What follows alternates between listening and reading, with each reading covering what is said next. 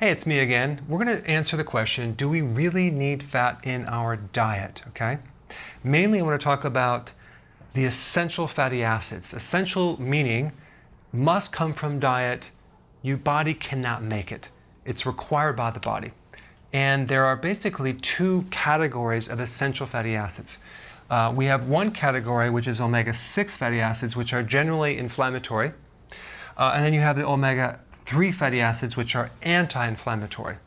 And you need a ratio of 1 to 1.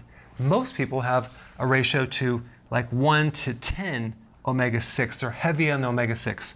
Or 1 to 25, very heavy on the omega-6. That's why they're so inflamed and they have arthritis and they have heart issues. I was at the fair this last weekend in Pennsylvania. I've seen so many deep-fried places where you could buy deep-fried anything. They deep-fry cheesecake and Oreos and vegetables and everything. Of course, they kill everything.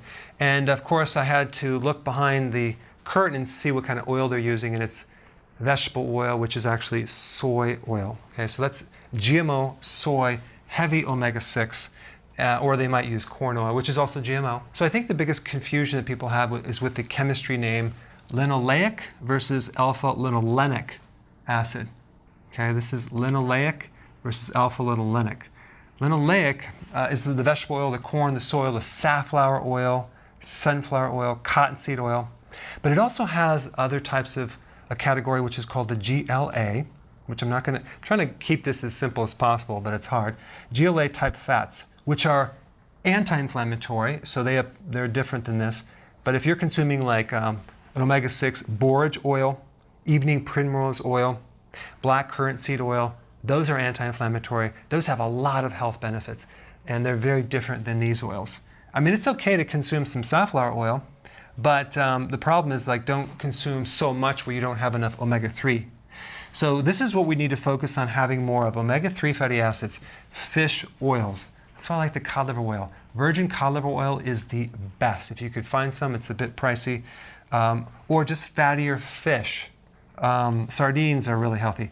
Walnuts, nuts are high in omega-3. Flax is pretty darn high in omega-3. Seeds, other seeds are real high in omega-3. Chia has the most omega-3 of all the seeds. And then we got hemp seed. Canola and soy have around between 8 and 10%, so it has a little bit of omega-3, but because it's GMO, we're not going to recommend it, okay?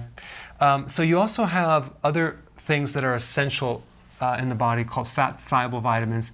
So we don't just have essential fatty acids, we have actual vitamins that are essential that you need and you can't live without.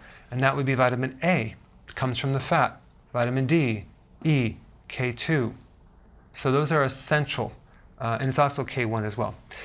So a deficiency of essential fatty acid would leave you with scaly, dry skin, dermatitis, all sorts of skin issues, alopecia where your hair is falling out, low immune system. A lot of autoimmune cases are low in essential fatty acids.